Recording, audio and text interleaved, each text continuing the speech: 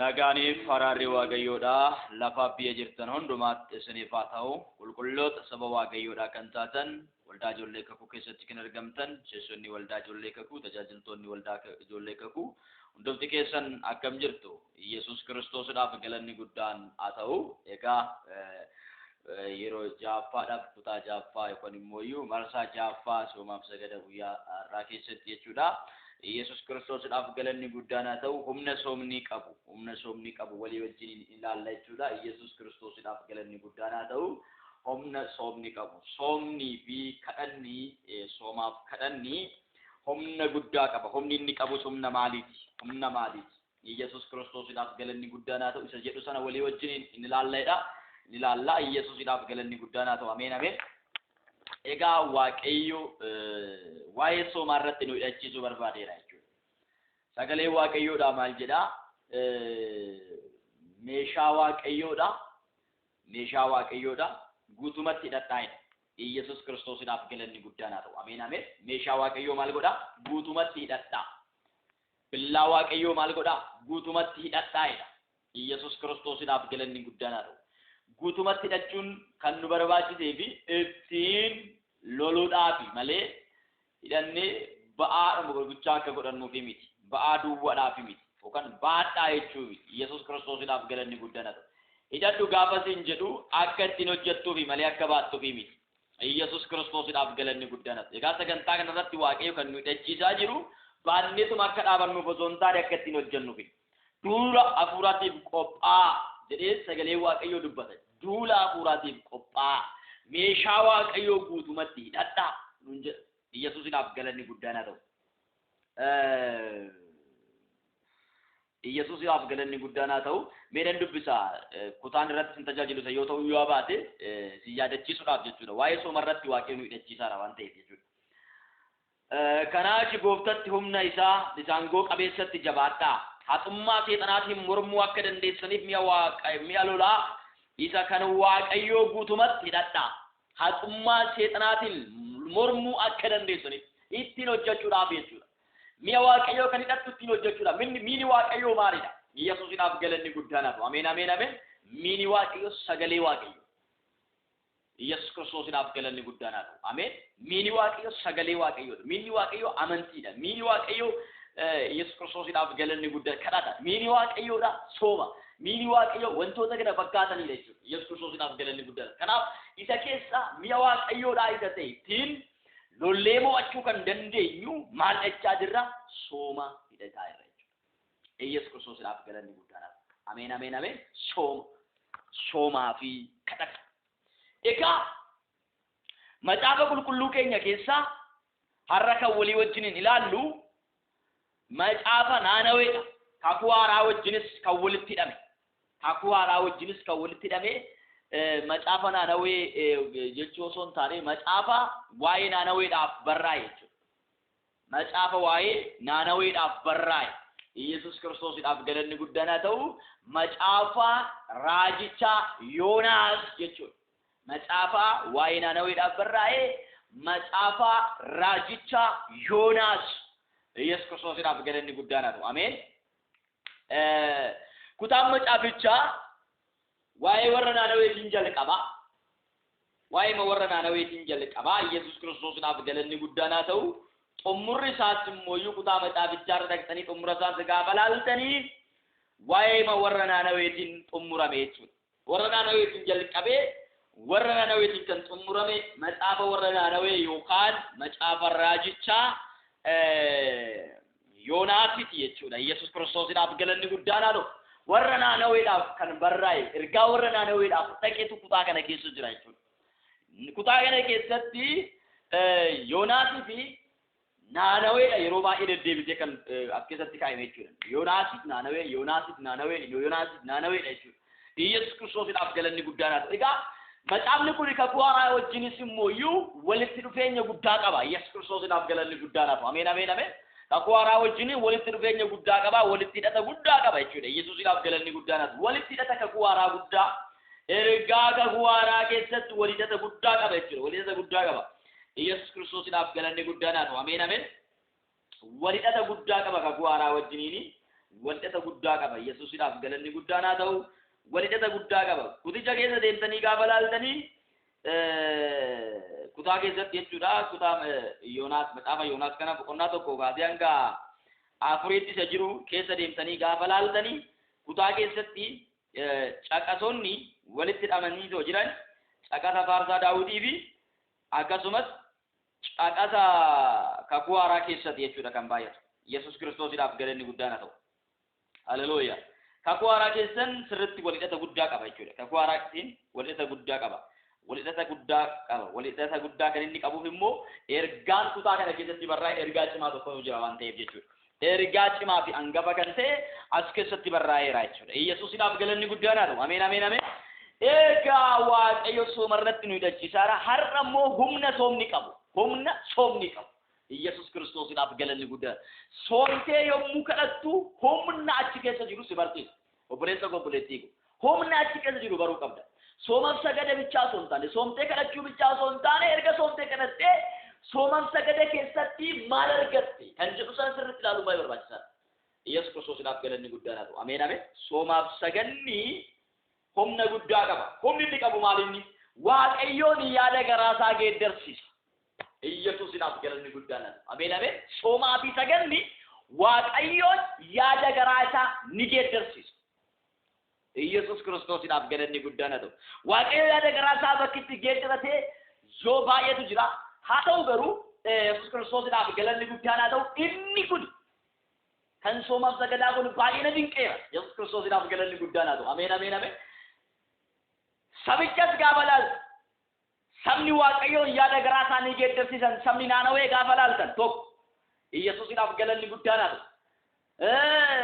Araara Waaqayyo warra Naanawee ta'an yommuu laaltan kana keessatti gaafa laaltan baay'ee raajeffatu. Naanawee yoo hin beekne garuu raajeffachuu hin dandeessan. Naanawee yoo hin beekne raajeffachuu hin dandeessan. Duraan dursitanii Naanawee sirriitti beekuu qabdu. Yesuus Kiristoosiidhaaf galanni guddaan haa ta'u. Naanaween kuni warra Asoor jennu sana jechuudha. Warra Asoor Israa'eloota irratti balaa gurguddaa warra geessan sana jechuudha. Fakkeenyaaf isiniifan kennaa bara Hisqiyaas mootii ture keessatti mootota lammaffaa 18 11 irraa kaastanii gaafa dubbistan 18 11 irraa kaastanii gaafa dubbistan waan gurguddaa argatu. Mootiin Asoor kuni biyya Naanawee keessa kan inni jiraatu. Mootiin Asoor kuni biyya Naanawee keessa kan inni kaa'u. Biyya Naanawee keessa ta'a. Biyya Naanawee jedhamtu keessa taa'eeti Israa'eloota lolaadha. Naanaween magaalaa guddittii warra Asooriiti. Magaalaa guddittiidha. Warra Asooriif magaalaa guddoodha. Akka nuyi fi magaalaa guddittiin biyya keenya magaalaa guddoon Finfinneedha jennu kana jechuudha. Magaalaa guddittii Asoori Naanawee. Warri Asoor kuni Israa'eloota irratti duulanii bara Hisqiyaas keessa balbala mana qulqullummaa irraa kaasee beekutaa sanatti ni baasa. Yesuusiidhaaf galanni guddaan haa ta'u. Ameen ameen. Haleluuyaa. Haleluuyaa. Warri Asoor kun balbala mana qulqullummaa irraa kaasee amma utubaa isaatti warqii uffifamee jiru itti baasisanii fudhatan. Yesuusiidhaaf galanni guddaan haa ta'u. Manni Waaqayyoo itti saamame. Warra saba Israa'eliin cunqursan, warra saba Israa'eliin miidhan, warra saba Israa'eliin kana baay'ee adamsaniitoo isaan miidhanidha. Beekutaa sana haa dubbisnu. Yesuusiidhaaf galanni guddaan haa ta'u. Lallabni koo yookaan immoo barsiifni koo inni har'aa isa isoo ta'uu baate Naanawee sirriitti akka bartan waan an barbaadeefidha. Naanawee baruun baay'ee barbaachisaadha. Naanawee baruuni baay'ee barbaachisaadha. Maxaafa moototaa isa lammaffaa 18 mee 11 irraa kaasnee haa dubbisnu maal jedha. Yesuus Kiristoosiidhaaf galanni guddaan haa ta'u. Haleluuyaa. Yommus mootiin Asoor Israa'eloota qabee gara Asooritti geesse. Mandara Kaalaa Koor keessa laga Gos bukkee mandara Miidiyaa keessa isaan in qubachiise. Yesuus Kiristoosiidhaaf galanni guddaan haa ta'u. Kunis sababii isaan sagalee Waaqayyoo isaanii dhaga'uu didaniif kakuu isaati fi abboowii isaa inni karaa Musee garbicha isaa isaan abboome hundumaa cabsaniif isaanitti dhufe. Yesus Kiristoosiidhaaf galanni abboomicha hin eegneef hin abboomamneef turanii jedha. Sababbiin isaan kana irraa gaaneef jechuudha. Sanaareef mootiin Asoorii Yerusaalemitti ni duule. Namni kun jechuudha. Mootiin Asoor Sanaareef kan jedhamu mootiin Asoorii biyya Israa'elitti ni duule, Yerusaalemitti ni duule jechuudha. Bara Hisqiyaas mootichi waggaa 14ffaa keessa Sanaareef mootiin Asoor biyya Yihuudaatti duulee mandaroota biyyichaa warra kellaa dhagaa qaban hundumaa in qabate. Yommus Hisqiyaas mootiin Yihuudaa gara mandara Laakishitti namoota ergee mootii Asooriin ani balleessaa hojjedheera, amma immoo wanta ati anatti murte nan baasaati adaraa ana irraa deebii jedhe. Kanaaf mootiin Asoor meetii kiiloogiraama 10,000 fi warqee kiiloogiraama 1,120 Hisqiyaas mootii Yihuudaatti baase. Egaa laala lola akkan sirraa dhaabuuf akkan sirraa deebi'uuf maal godhi jedheeni meetii kiiloogiraama 10,000 warqee kiiloogiraama 2,220 mootii Yihuudaatti baase. Kanaaf kana irratti Hisqiyaas mootichi meetii mana qulqullummaa fi mana qabeenya mootummaa keessa taa'u laala meetii mana qulqullummaa fi mana qabeenya mootummaa keessa taa'u keessatti argamu hundumaa fuudhee mootii Asooriif hin erge. Laala mana qulqullummaadhaa kaasee haga mana mootummaatti namicha warri Sooriyaa kun yookaan warri Naanaweedhaa kun Yesus Kiristoosiidhaaf galanni guddaan haa ta'u. Jarri kun mana qulqullummaa kaasanii amma mana mootummaa biyyattii saamaniiru. Meetiin warqiin saamamee biyya Asooritti gale. Yesuusiidhaaf galanni guddaa. Hisqiyaas baasee ergee bakka. Maaliif? Nagaa argachuudhaaf jecha mootii kana gabbaraa jira. Yesus Kiristoosiidhaaf galanni guddaan haa ta'u. Yeroo sanatti mootiin Hisqiyaas mootiin Yihuudaa warqee isa balbalaa fi utubaa mana qulqullummaatti uffise. Ofiisaatii uffisee ture itti baasee mootii Asooriif hin erge. Yesus Kiristoosiidhaaf. Jarri kun mana Waaqayyoo hagana miidhanii jiru. Saba Waaqayyoo hagana miidhanii jiru. Miidhaa guddaa saba Waaqayyoo irra warra ga'anii salphaatti akka hin laallefan jechuudha. Warra Naanawee kana salphaatti akkas hin laallefan. Mootiin kuni Sanaareef kuni eessa biyyi isaa bakka kam taa'ettanii gaafa laaltan Naanawee keessa ta'a namni kun. Naanawee keessa ta'a. Yesuusiidhaaf galanni guddaan haa ta'u. Naanawee keessa taa'eeti kan inni hojii kana hojjechaa ture. Yesus Kiristoosiidhaaf galanni guddaan haa ta'u. Naanawee keessa taa'ee hojii kana hojjechaa ture. Yesuusiidhaaf galanni guddaan haa ta'u. Mana Waaqayyoo saameera. Mana mootummaa saameera. Wanti namichaan kun hojjete baay'ee waan Waaqayyoonis saba Israa'elis aarsedha. Sabni Israa'elis itti aaree jira. Warra Naanawee kanatti fakkeenyaaf mootiin Asoorii Naanawee keessa taa'uusaa ragaa qabatamaa isinii kenna. 1936 dhaqaati dubbisa. Yesuusiidhaaf galanni guddaan haa ta'u. Mootota lammaffaa 1936 keessatti maal jedha?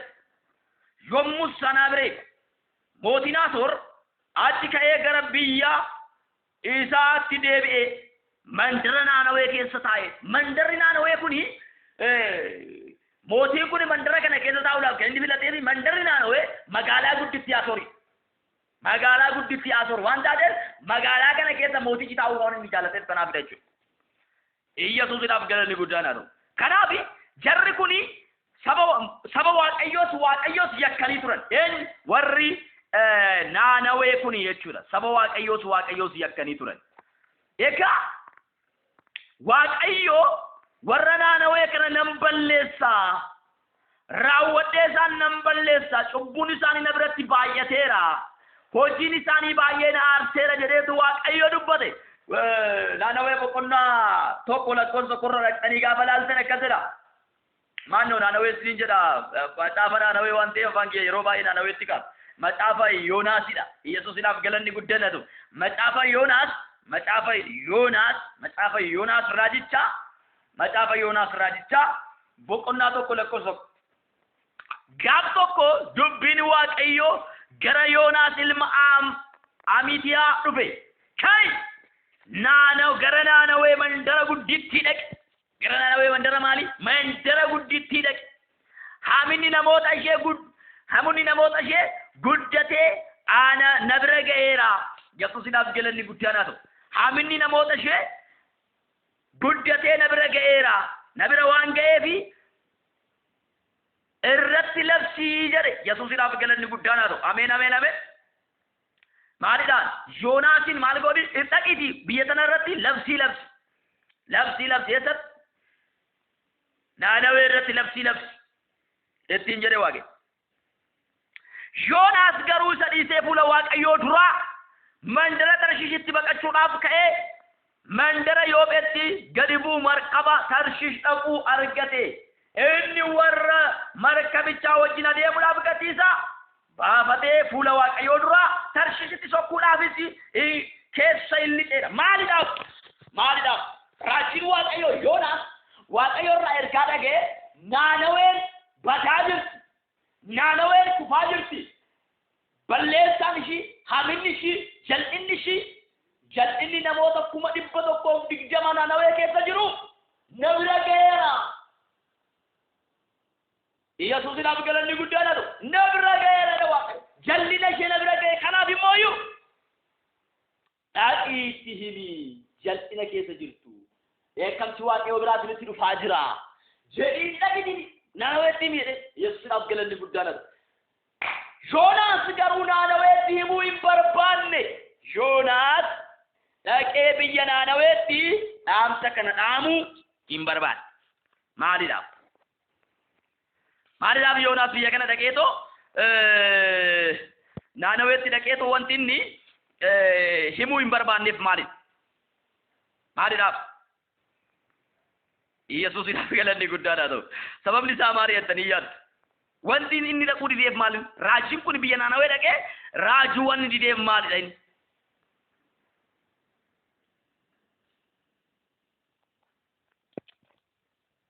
Yoonaas raajii Waaqayyooti.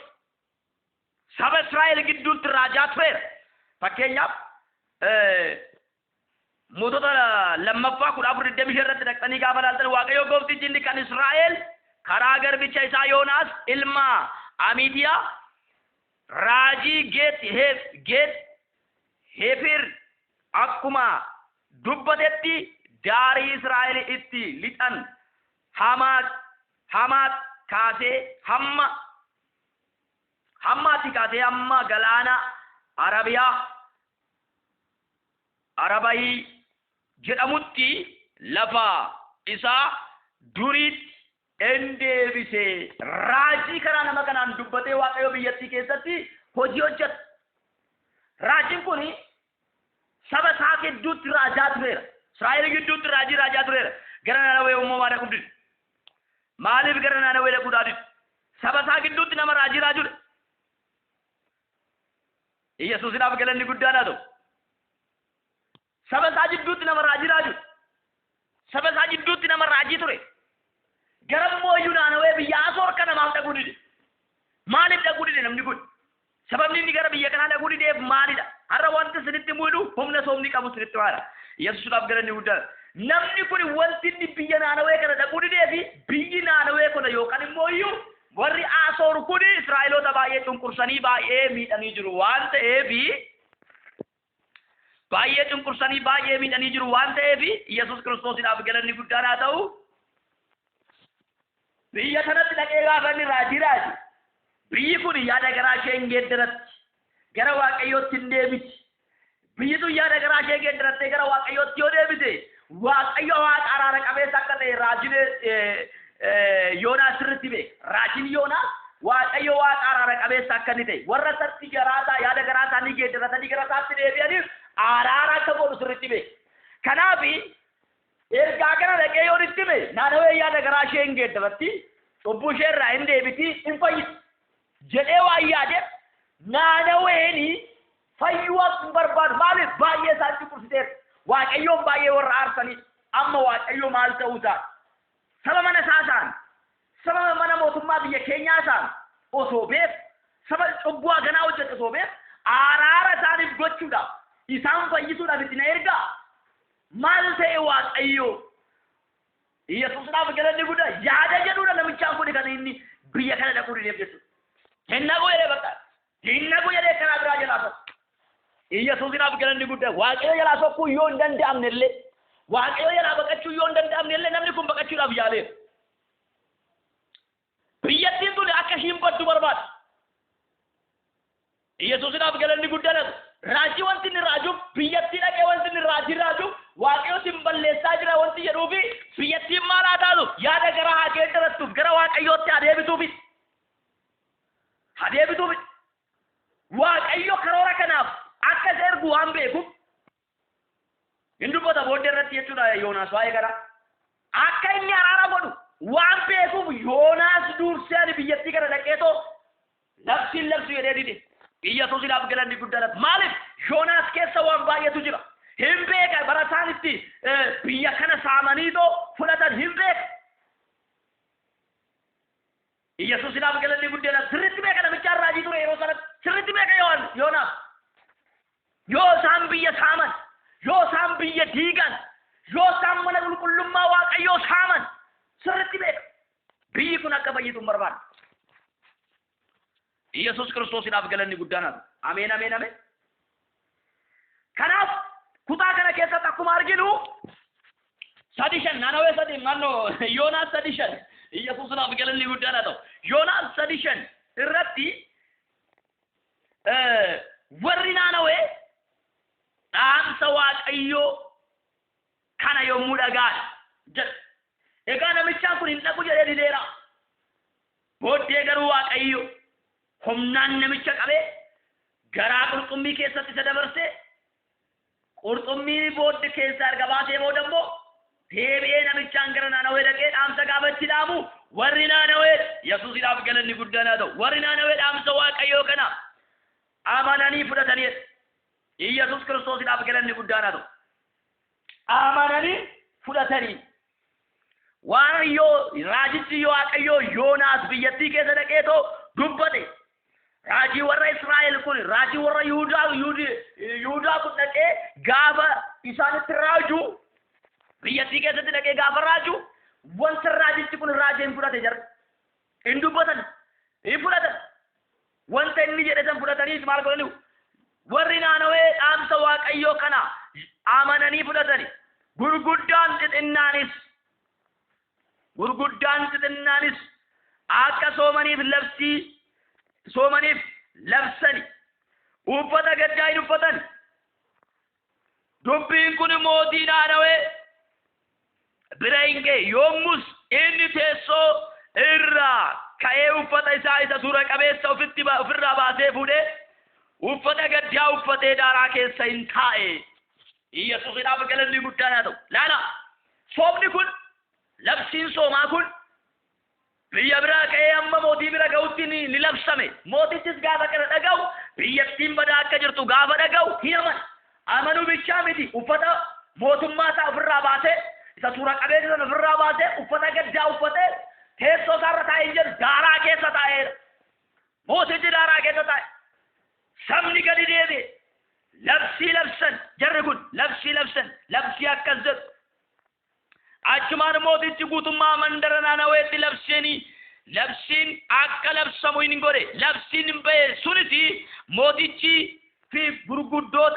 mootichaaf gurguddoota isaa biraa akka abboometti namni sa'i bushaayeen horiin hin qe'ee warri kaanis waa afaan hin qabin Yesuusinaaf galanni guddaa margas hin dheedin bishaanis hin dhugin Yesuus Kiristoosinaaf galanni guddaa haa ta'u namnis horiinis gaddaa uffatan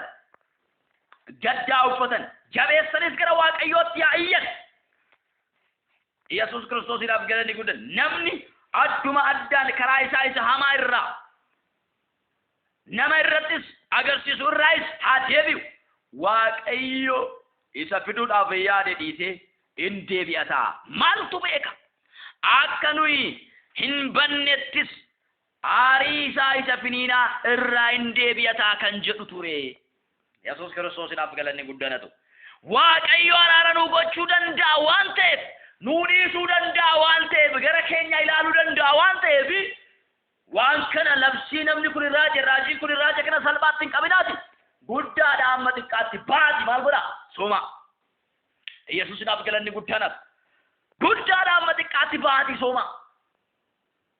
Horiin haa soomu. Horiin goorantoo keessaa ayya. Bishaan ittiin kennamu, margi ittiin kennamu. Daa'imman harmootu ni jiru. Abboonni ni jiru. Hawwanni ni jiru.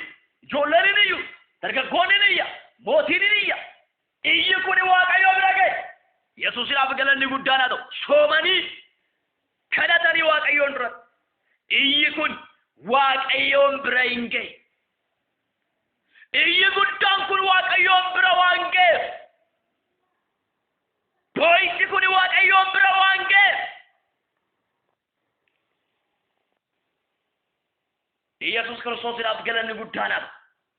Waaqayyo isa yaade sana hin dhiise. Waaqayyo isa yaade sana dhiise. Naanawee garagalchuu hin dhiise Waaqayyo. Naanawee balleessuu hin dhiise Waaqayyo. Maalidhaaf? Ergaa Yoonaas qabatee gara isaanii dhufe waan amananii. Yesuus Kiristoosiidhaaf galanni guddaan haa ta'u. Kana irratti Yoonaas immoo iyyuu raajota bara keenyallee hin fakkaata Yoonaas. Raajota bara keenyallee hin fakkaata Yoonaas. Yesuus Kiristoosiidhaaf galanni guddaan haa ta'u. Hin fakkaata Yoonaas. Waaqayyo iyya isaanii dhagee kana Waaqayyo kana gochuu isaanii karaa isaanii saamaa irraa deebi'uu isaanii argee kanaaf inni wanta hamaa isaanitti fiduudhaaf dubbate sana hin dhiisedha. Waaqayyo hin dhiisedha. Lakkoofsa kana irra dhaqxanii gaafa laaltan Waaqayyo jara kana irratti waan fiduudhaaf yaade sana hin dhiise. Maaliif? Jarri yaada garaa isaanii waan geeddarataniif. Yesuus Kiristoosiidhaaf galanni guddaan haa ta'u. Ameen ameen ameen.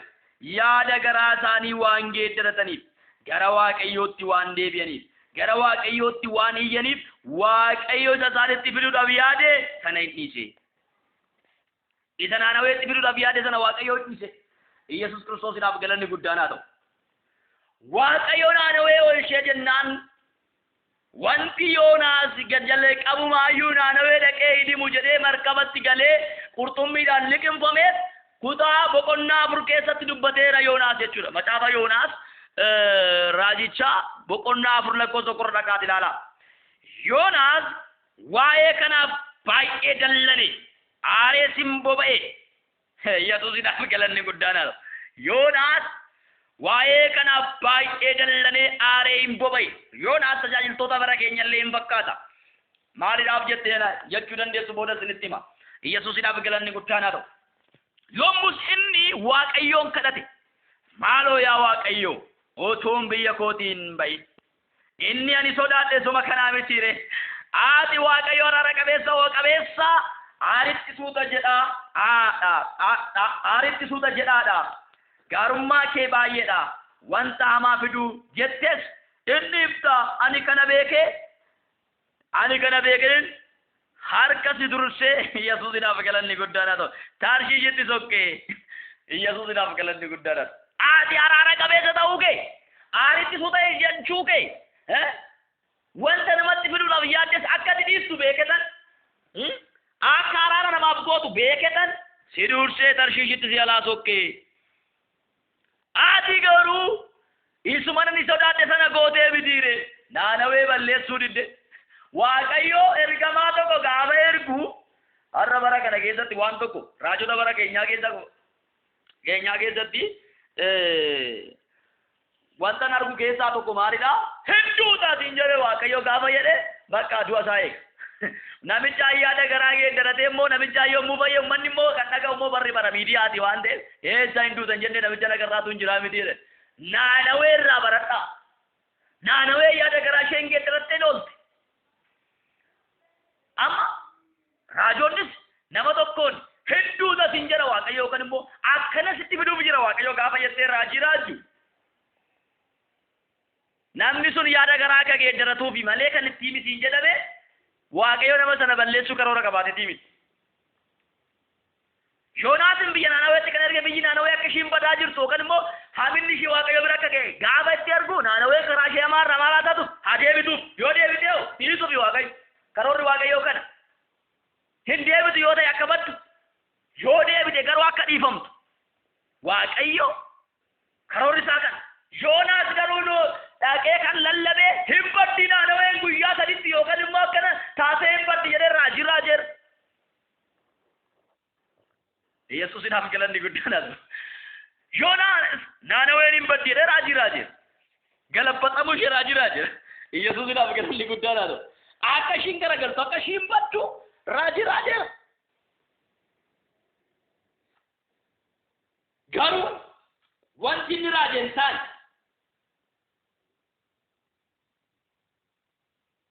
maaltu taane wanti inni raajeen taane wanti Waaqayyo jedhe ta'eera. Yesuus Kiristoosidhaaf galanni guddaan haa ta'u. Yoonaas kiyyamaa ta'uu dideedha. Wanti ani biyyattii irratti raajee ta'uu qabaadha inni bakka. Yesuus Kiristoosidhaaf galanni guddaan haa ta'u. Wanti ani biyyattii irratti raajee maal ta'uu qaba? Raawwatamuu qabedha Yoonaas. Tajaajila tokko raajiin tokko fedha Waaqayyoo dabarsuu irraa kan hafe Waaqayyoo raawwachiisaa gochuun irra hin jiru. Raawwachuu qabda eeganaan dubbatte waan nan dubbatte raawwachuu qabdaa miti fedha isaa Waaqayyoo karaa barbaadeen raawwatu yoo barbaadeen dhiisa. Kun immoo ati sobaa ta'uu keetii miti. Yesuusidhaaf galanni guddaan Yoonaas sobduu na goote Waaqayyo sobduu na goote raajii sobduu na goote saba ormaatti na ergite hin garagaltu jedheetti raajee ati garuu garagalchine sobduu na goote Waaqayyo. Yesuusidhaaf galanni guddaan haa ta'u. Amala Waaqayyoo wallaaluu amala Waaqayyoo hin beeka amala Waaqayyoo hin beeku namni kun amala Waaqayyoo hin beeka amala Waaqayyoo hin beeku karaa Waaqayyoo hin beeka karaa Waaqayyoo immoo hin beeku. Yesuus Kiristoosiidhaaf galanni guddaan akkas ta'e yoo hamma tokko hin beeka hamma tokko hin beeku Waaqayyoon hamma tokko beeka hamma tokko hin beeku. Wanti ani jedhe maa ta'uu dide galma maa ga'uu dide jarri kun hin soomte sooma sagada isaan irraa kan ka'e Waaqayyoo araara isaaniif godhe laala humna soomaaf sagadaa laala. Yesuusidhaaf galanni guddaan haa ta'u. Hin soomanii hin kadhatanii Waaqayyoo araara isaaniif godhe. Soomaaf saganni Waaqayyoon yaada garaasaa akka inni geeddaru taasisa jechuudha. Yesuusidhaaf galanni guddaan haa ta'u. Ameen ameen. Yoonaas biyya Naanaweetti gidee ergamu akkas jedhe. Ergasii Yoonaas boqonnaa lakkoofsa tokkorraa kaasee dubbisu. Ergasii Yoonaas dubbiin Waaqayyoo si'a lammaffaa gara Yoonaas dhufe. Ka'i gara Naanawee mandara guddittii dhaqi. Wantaan ani akka ati labsitu sitti himu irratti labsi jedhe Waaqayyo. Kana irratti Yoonaas akkuma Waaqayyo isatti himetti ka'ee gara Naanawee dhaqe. Naanaween fuula Waaqayyoo duratti iyyuu mandara baay'ee guddoo turte. Fuula namaa bichaatti miti. Fuula Waaqayyoo duratti mandara baay'ee guddoodha. Yoo xiqqaate nama 100,000 fi Yesuusidhaaf galanni guddaan haa ta'u. Nama Naanawee keessa nama 100,000 fi 20 jiraata. 20 jiraata. Nama 100,000 Naanawee keessa jiraata biyyattii sana keessa namoonni jechuudha. Namoonni biyya sana keessa jiraatan jechuudha. Mandara baay'ee guddaadha dura Waaqayyootu. Yesuusidhaaf galanni guddaan haa ta'u. Kanaaf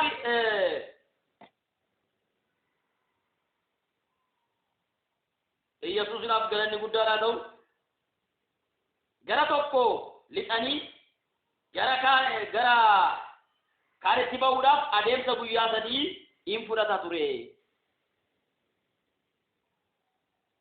Gara tokko kaanii hamma gara kaanitti ba'uudhaaf Naanawee keessa adeemsa guyyaa 3 nama fudhata. Mandara baay'ee guddaadha. Mandara baay'ee miti guddaadha baay'ee Naanawee.